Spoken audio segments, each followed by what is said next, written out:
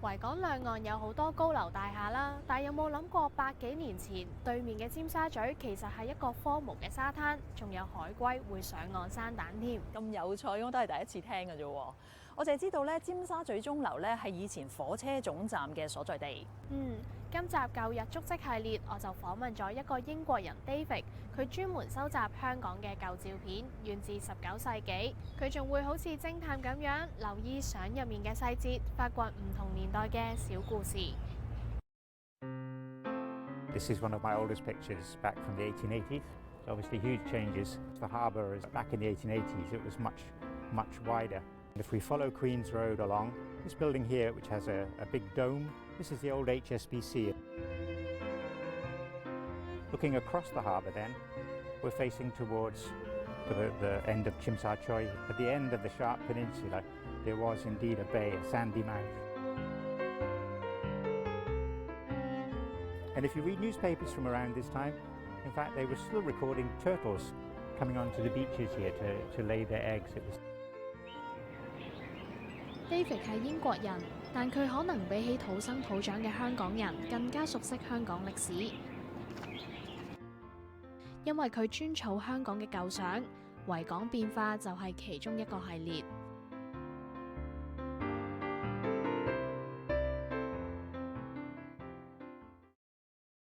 By the 1920s, of course, the KCR railway came down to the point here, and that's where they had their big terminus station. And if we enlarge this, we can see the clock tower, and of course the clock tower is still with us today over in Tsim Sha Tsui. You're starting to see modern Hong Kong, so between the last photo and this one, big changes. You see a lot more of the tall buildings, the skyscrapers starting to appear.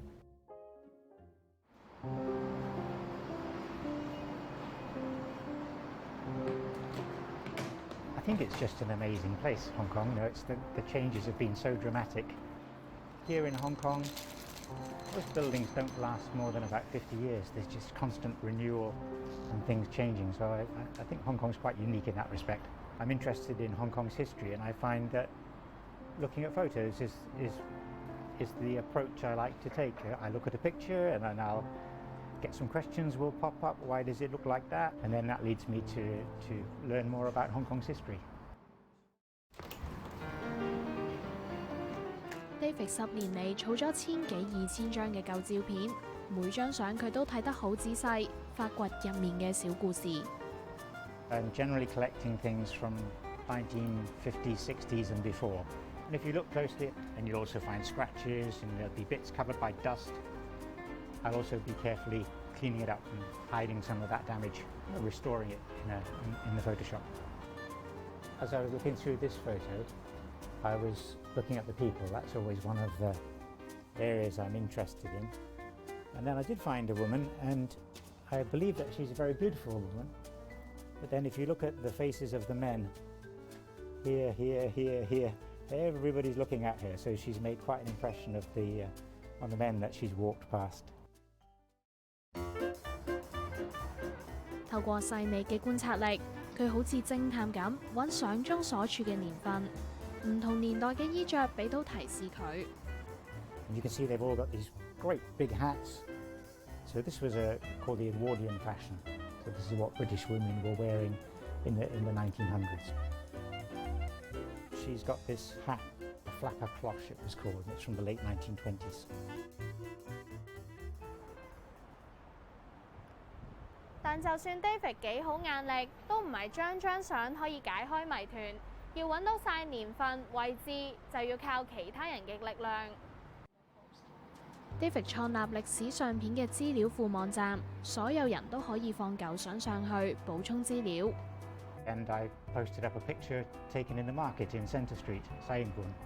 And I saw a lady putting vegetables on the ground, and I thought, oh, maybe she's a hawker selling them. But several people looked at it and reminded me that for Cantonese cooking, people like to dry their vegetables before they use them later. All this type of feedback is really valuable. A lot of the content on the website now, in fact, the majority is not from me. Most of it's from other contributors who are uploading their own photos, their own stories. It's very much a sort of collaborative way of investigating the history.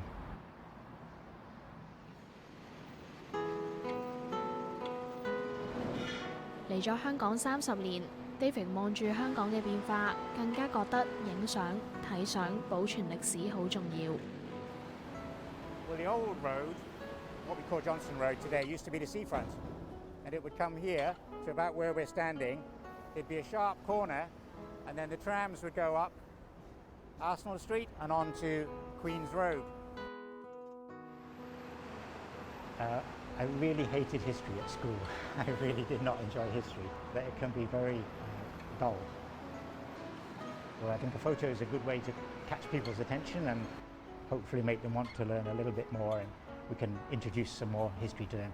If you just spend a little bit more attention to it, maybe there are some surprises waiting there for you as well. David 嘅舊相俾我哋睇到香港嘅演變，佢都有儲戰時日記。二戰嘅時候，一個被囚禁喺赤柱拘留所嘅英國人，佢寫嘅日記後嚟俾老婆睇到，差啲分辨啊！本日記一度以為被燒毀，後來重見天日。喺機緣巧合之下，佢個女喺70幾歲先第一次睇到裡面嘅內容，令佢對爸爸改觀。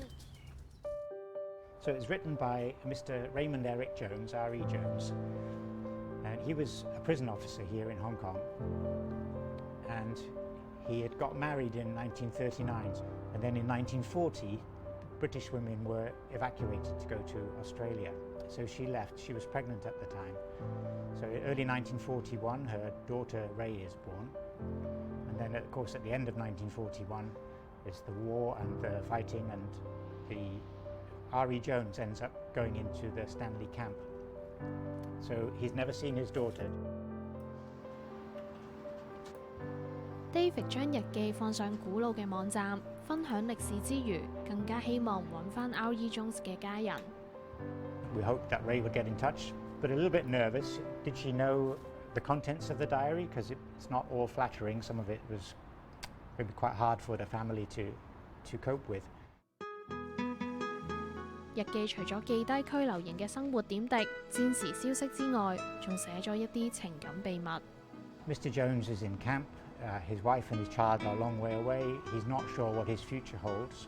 A sort of romantic relationship begins with another lady who's in there. R.E. Jones 喺赤柱拘留營嘅3年，有2段情史。第一段發生喺1942年，仲用摩斯密碼表白。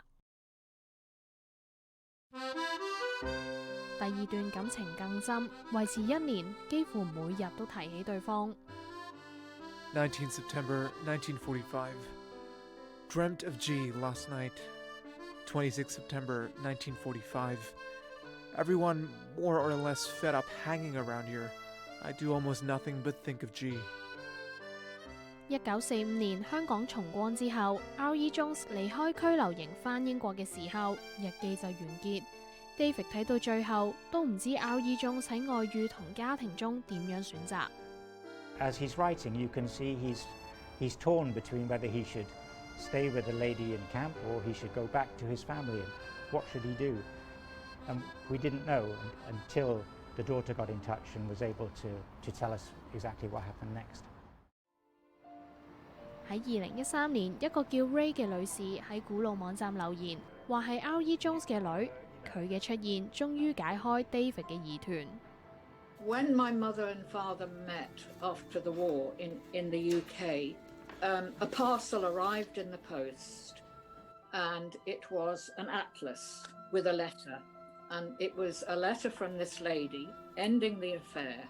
The reason was because he had, in the meantime, had a child, because I was born in Australia, whom he'd never met, and she felt he should go back to his wife and to his child.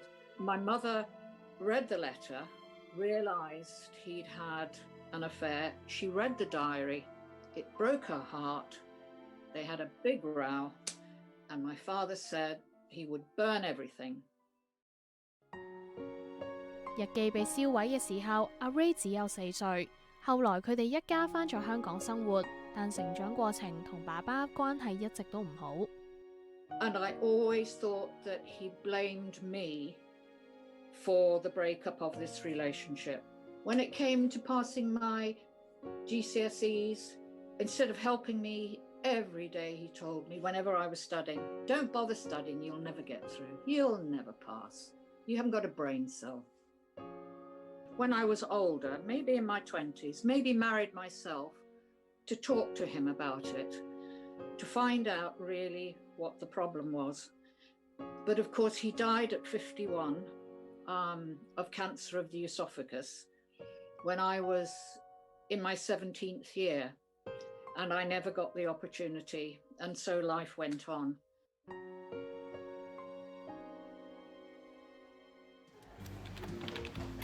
8年前，佢一時興起上網揾自己個名，估唔到揾到呢本應該消失咗嘅日記。And I just put Ray Marjorie Jones Hong Kong in, thinking it would maybe bring up something about my school life at KG5.